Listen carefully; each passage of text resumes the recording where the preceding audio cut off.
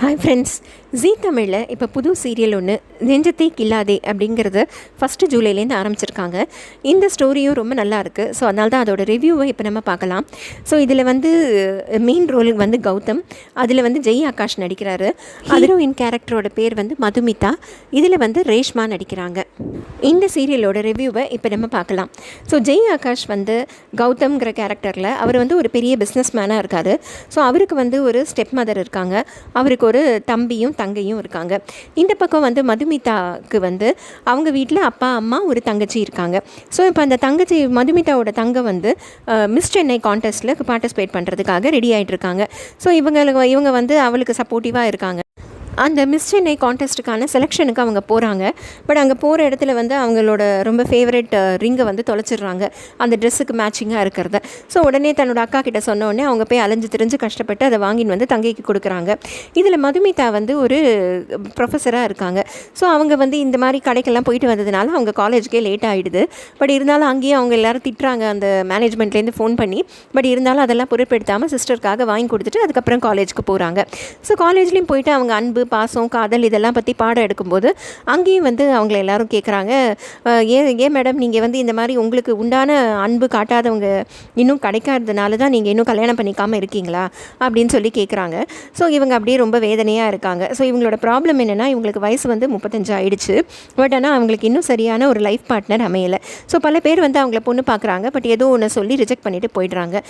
So இதுதான் வந்து இந்த மதுமிதா கேரக்டரோட ப்ராப்ளம். ஸோ இப்போ அடுத்து இந்த பக்கம் பார்த்தீங்கன்னா, கௌதம் பழனிசாமி ஒரு பெரிய பிஸ்னஸ் மேன். இப்போ வெளிநாட்டுக்கு போயிருக்காரு ஏதோ ஒரு பிஸ்னஸை சைன் பண்ணுறதுக்கு.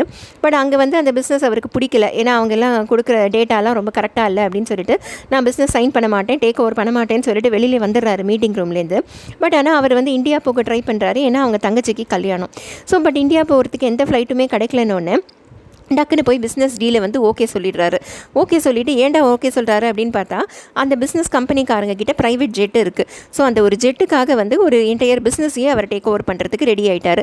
ஸோ அந்த ஜெட் எடுத்துகிட்டு அவர் இந்தியா வந்துட்டுருக்காரு. வரும்போதே அவங்க ஸ்டெப் மதரை வந்து ஃபோன் பண்ணிவிட்டு, இந்த மாதிரி தங்கைக்கு வந்து ஒரு நெக்லஸ் வேணும், எவ்வளவோ கஷ்டப்பட்டோம், அது கிடைக்கல, நீ வாங்கிட்டு வா அப்படின்னு சொல்கிறாங்க. சரி பாவம் இவர் வந்து தங்கைக்காக என்ன வேணால் செய்வார். அதனால் அந்த நெக்லஸ் அலைஞ்சு திரிஞ்சு எப்படியோ ஆர்டர் பண்ணி வாங்கிட்டு அந்த கல்யாணத்துக்கு போயிடுறாரு. ஸோ அந்த கல்யாணத்தில் போய் தான் அப்பா சனத்தில் நின்று அந்த பொண்ணுக்கு வந்து கன்னியாதானம் பண்ணி கொடுப்போம் அப்படின்னு நினச்சிட்ருக்காரு.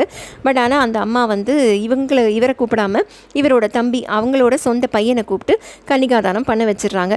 ஸோ இவருக்கு வந்து அது ரொம்ப வருத்தமாக இருக்குது. ஸோ இப்படியே இவரை வந்து அந்த வீட்டில் பணத்துக்காக இவரை யூஸ் பண்ணிக்கிறாங்களே வழியே இவரோட கஷ்ட நஷ்டமோ இல்லை இவருக்கு ஒரு கல்யாணம் பண்ணணும்னோ அங்கே யாருமே யோசிக்கல. ஸோ இவருக்கு வந்து வயசு 42 ஆகிடுச்சு. பட் இவருக்கும் இன்னும் கல்யாணம் ஆகலை. ஸோ இதுதான் வந்து மெயின் ஸ்டோரி லைன். வயசு மீறின ஒரு கல்யாணம் நடக்காத 2 பேரோட ஒரு காதல் கலை தான் இந்த நெஞ்சத்தை கில்லாதேவா இருக்கும் அப்படிங்கிற மாதிரி தான் ஸ்டோரி லைன் இருக்குது. இது வரைக்கும் 5 எபிசோடு முடிஞ்சிருக்கு இந்த சீரியலில்.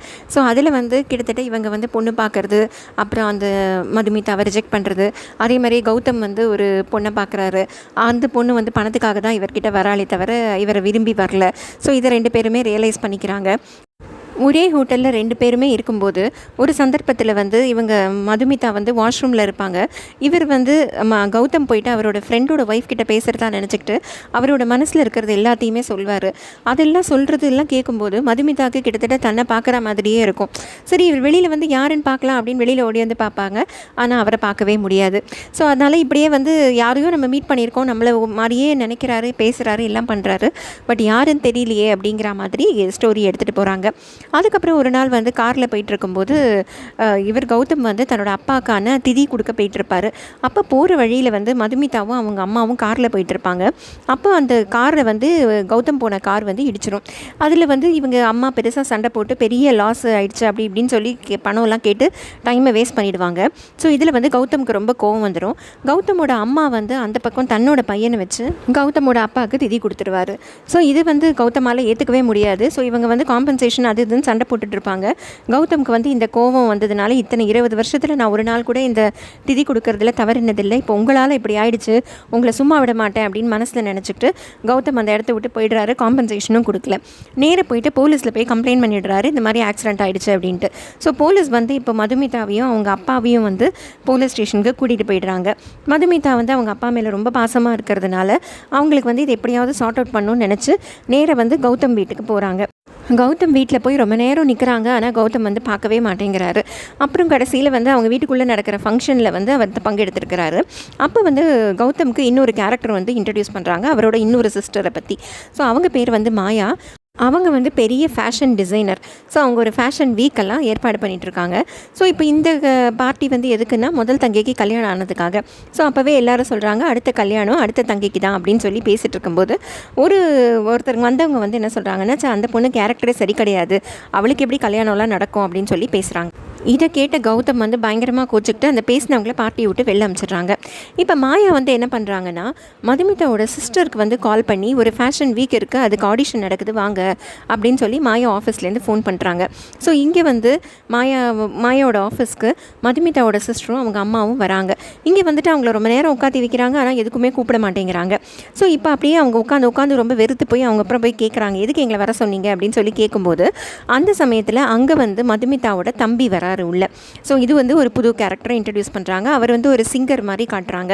ஸோ அவர் வந்து உள்ளே வந்துட்டு நீங்கள் எதுக்குமா இங்கே வந்தீங்க அப்படின்னு சொல்லிட்டு நேராக போய் மாயா கிட்டே போய், நீ எதுக்கு என்கிட்ட என்ன பேசணுன்னாலும் நீ என்கிட்ட பேசணும், எதுக்கு என் ஃபேமிலியெலாம் உள்ளே இழுக்கிற அப்படி இப்படின்னு சொல்லி கத்துறாரு. உடனே அவங்கள வந்து நான் உன்னோட தான் இருக்கணும் அப்படின்னு சொல்லி கட்டி பிடிச்சிக்கிறாங்க. பயங்கரமாக எமோஷ்னலாக கத்துறாங்க, அழறாங்க, எல்லாம் பண்ணுறாங்க. பட் அந்த தம்பி வந்து அவர் பேர் ஜீவா. அவர் வந்து இதெல்லாம் எதையுமே சட்டை பண்ணாமல் அங்கேருந்து அவங்க தங்கச்சியும் அம்மாவையும் கூட்டிகிட்டு கிளம்பிடுறாங்க. ஸோ இப்போ வந்து மாயா பயங்கர டென்ஷனாக இருக்காங்க. அதோடு வந்து ஃபஸ்ட்டு 5 எபிசோட்ஸோட கதையை நான் சொல்லிட்டேன். இப்போ 8th ஜூலையில் என்ன வருங்கிறத அடுத்த வீடியோவில் நம்ம பார்ப்போம். இந்த சீரியல் பற்றின அப்டேட்ஸ் தெரிஞ்சுக்க என்னோட சேனலை சப்ஸ்கிரைப் பண்ணி வச்சுக்கோங்க. Thank you friends.